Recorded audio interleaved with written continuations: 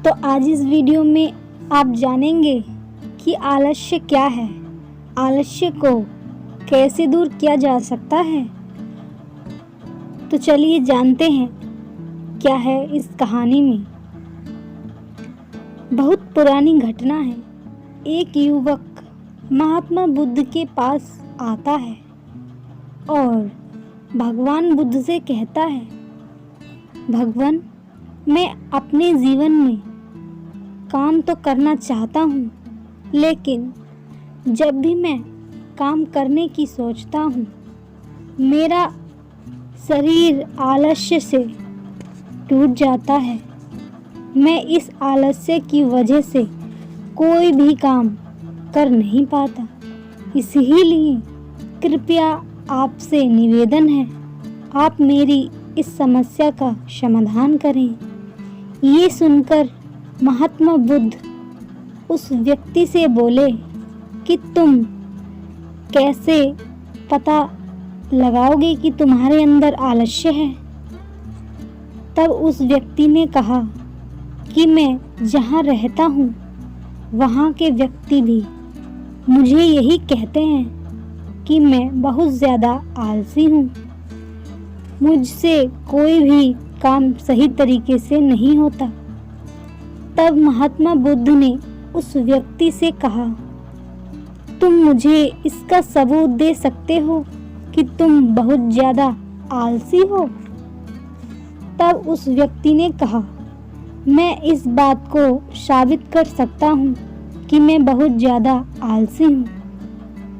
उस व्यक्ति ने कहा, सुबह जल्दी उठना हमारे मन, मस्तिष्क और शरीर के लिए स्वस्थ होता है, लेकिन मेरा आलस्य मुझे सुबह जल्दी उठने ही नहीं देता।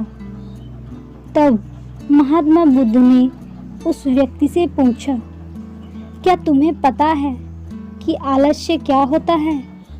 उस व्यक्ति ने कहा, मुझे ये तो नहीं पता कि आलस्य क्या होता है, लेकिन ये ज़रूर पता है हमारे लिए बहुत आलस्य बहुत गलत है।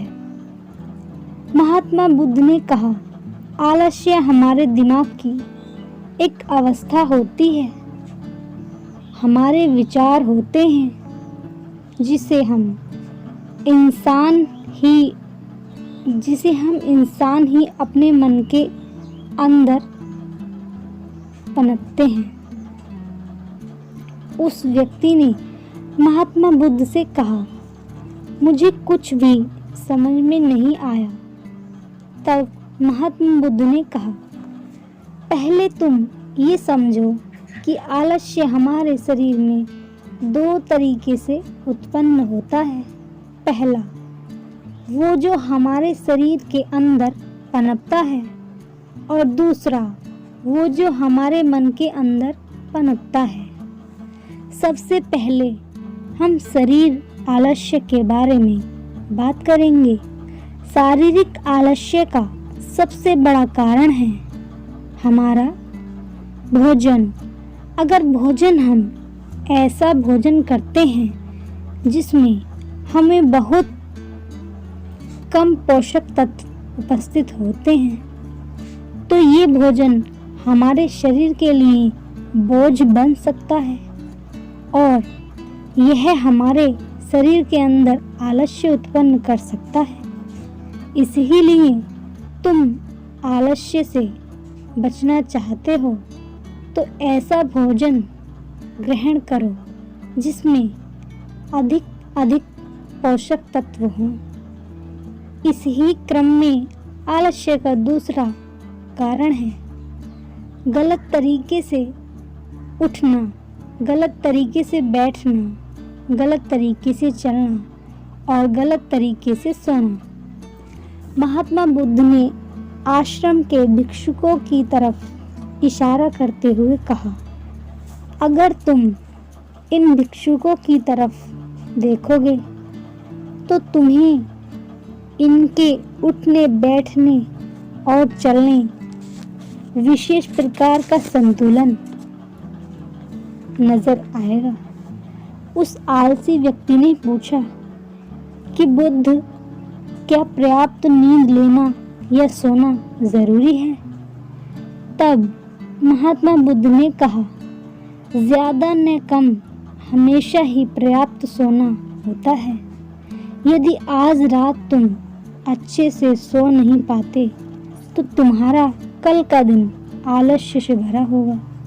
इसीलिए पर्याप्त नींद लेना भी उतना ही जरूरी है।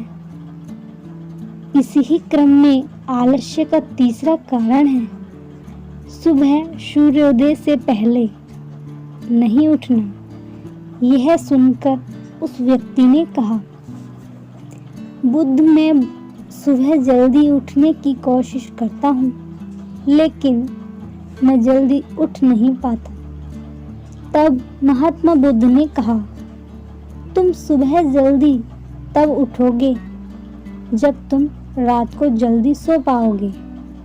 बुद्ध ने भिक्षुकों का उदाहरण देते हुए कहा, इन भिक्षुकों ने रात्रि में सोने का एक निश्चित समय निर्धारित कर रखा है, इसीलिए ये सभी भिक्षु सुबह जल्दी उठ पाते हैं। अगर तुम आलस्य से छुटकारा पाना चाहते हो तो तुम एक निश्चित दिनचर्या का पालन करो, उससे तुम्हें आलस्य से जल्दी मुक्ति मिल जाएगी।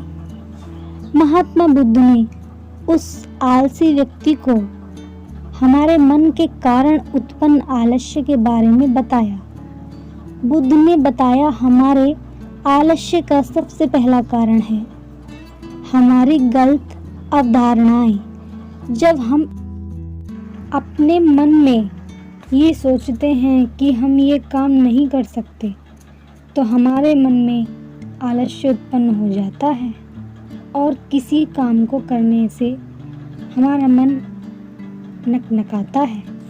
मन के आलस्य का दूसरा कारण है छोटी सोच वाले और आलसी व्यक्ति के साथ हमें रहना। बार बार ऐसा होता है, हम खुद आलसी नहीं होते, लेकिन हम जिनके साथ उठते बैठते हैं और हम जिनके साथ रहते हैं तो हम भी आलसी हो जाते हैं। बुद्ध ने कहा, आलस्य का तीसरा कारण है काम को टालने की आदत। अगर लोग आज के काम को कल पर टाल देते हैं, लेकिन उनको यह पता नहीं होता कि ये आदत उनके भविष्य के लिए कितनी खराब है। तो मैं उम्मीद करती हूँ वीडियो पसंद आई हो तो इसे लाइक करें, शेयर करें एंड सब्सक्राइब करें।